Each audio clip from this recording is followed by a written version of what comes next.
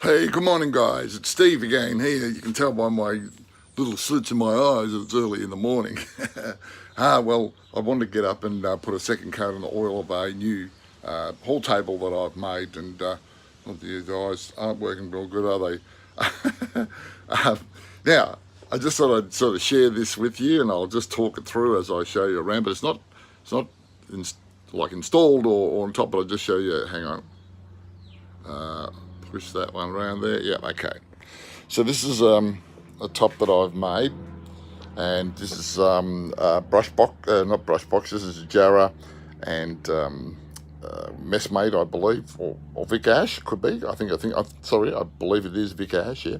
So I laminated all those boards together and stuck them on the end of this Jarrah top. I've finished this all off, and I've done an inlay. Lovely inlay here with a bit of, you can see the sort of metallic sort of feel to that. I think it's Messmate, and it's a bit of a select one. I sort of get the guys to choose out some good stuff for me. Then, it comes around to the very end, and I shape those ends off and marry them up to this particular shape. It absolutely feels like silk. I'll explain in a minute how I do it. Now this is the base. So I'll come back a bit from the base.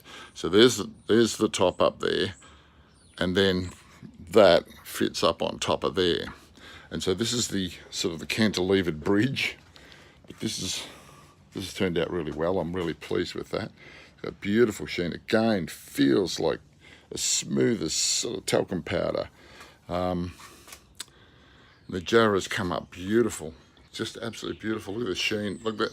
Now that's kind of like, that's end grain down there. Look at that.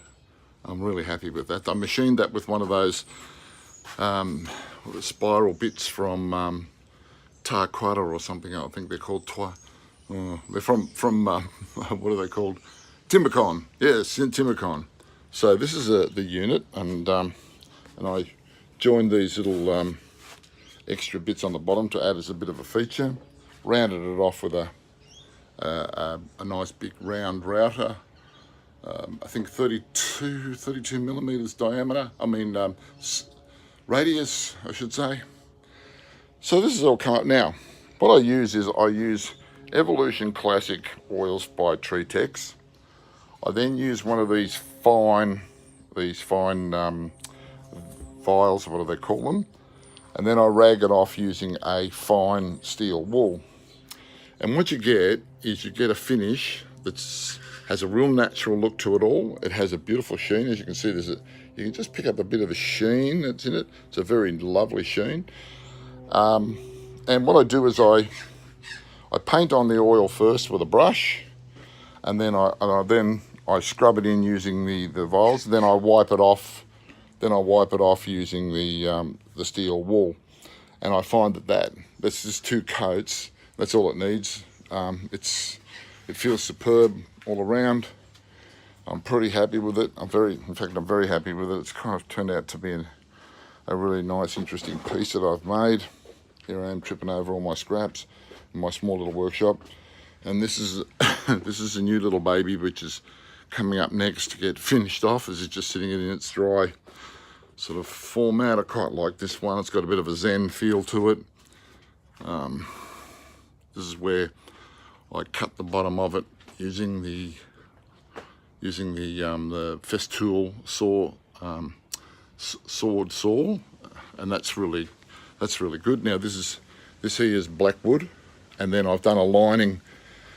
Pardon me. I've done a lining. I trimmed down some Vic Ash on the bandsaw, and then glued it down onto the blackwood.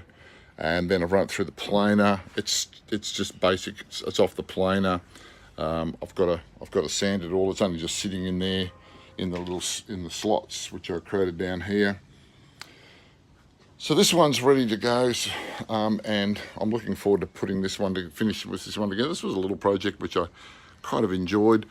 I just did this as a sample, but it's too good of a sample to have wasted. So I thought I'll make myself a little haul table. It's only about 900 long. Whoops, I'll come back. It's only about 900 long. But sometimes when people have got a small place, this might be a great little haul table. It's got a good feel. I'm going to make another one based on this top principle, but it's going to be wider. It's going to have a stringer in it, and I've got a different leg situation. But yeah, so I thought I'd show you, instead of just talking about tools and that, I thought I'd show you a couple of things that I've just completed. This one over here is taking me ages to do because I keep changing my mind midstream all the time, and it's a great way of practicing the different skills and all that. Being self-taught, I you know, like everything, you just got to take your time and care and see how you go, and you find all the things which are fun, as you can realise. All right, guys, well, I just thought I'd do this, and I just thought I'd say another cheerio to my mate Mick, who's up at Ballarat at the moment, repairing antique furniture for one of the big hotels up there called Craig's in Ballarat. It's an old place. Mick tells me that they've put him up in a really good room up there. It's a big hotel. It's a big multi-storey antique hotel. I think it was built in the gold rush, and Mick tells me they really look after him, and they've put him in the haunted room. This room has apparently got a ghost in it. Wow, they really look after their tradesmen, don't they?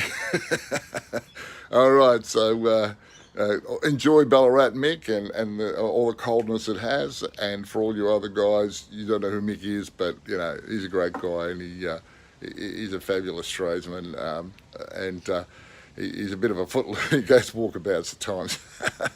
All right, well, anyway, enough for all that today, but I just thought I'd pass it on, having a bit of a look around my shed, things I've been making, and I'll do another little video with the actual top on so you get to see what it looks like finished. Okay, see you guys.